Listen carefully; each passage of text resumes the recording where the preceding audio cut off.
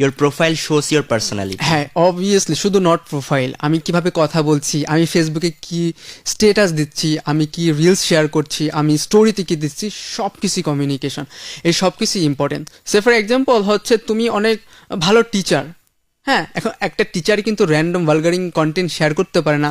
একটা টিচার হচ্ছে রেস্টুরেন্টে অনেকগুলো মেয়েদের সাথে মানে খেতে গেছে, ওটা কিন্তু স্টোরি দিতে পারে, কারণ তার অনেক ফলোয়ার্স আছে, তার স্টুডেন্টরা আছে।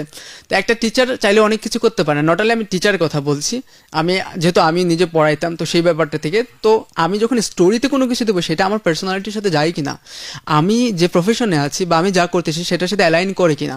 আমার প্রোফাইলে কোনো একটা মানুষ যখন ভিজিট করবে, সে আমার প্রোফাইলে এসে যেন আমাকে জাজ করে ফেলতে পারে যে আমি কোন লেভেলে আছি বা কোথায় আছি। তো আপনি যে প্রফেশনেই থাকেন না কেন, আমার অনেক সময় মনে করি আমার তো ফেসবুক, আমি ফেসবুকে যা মনে তাই করতে পারি, না, এটা হয় না, এমনটা করা যাবে না। কারণ আপনি যেটা করেন, যেটা নিয়ে থাকেন, সেই জিনিসটা খুব সুন্দরভাবে গুছিয়ে ফেলতে হবে। আরেকটা ব্যাপার হচ্ছে প্রোফাইলের বায়ো আছে, বায়ো সেকশনে আপনি খুব শর্টলি আপনার সম্পর্কে জানিয়ে দিতে পারলেন, আপনি যে কাজগুলো করতেছেন সেই সুন্দর সুন্দর জিনিসগুলো সেই প্রোফাইলে আপনি শেয়ার করে দিতে পারেন। এতে করে কি হয়, যখন নতুন মানুষ আসে তখন আপনার সম্পর্কে জাজ করতে পারবে খুব সহজে, ইজিলি, এবং নতুন কানেকশনও সৃষ্টি হবে।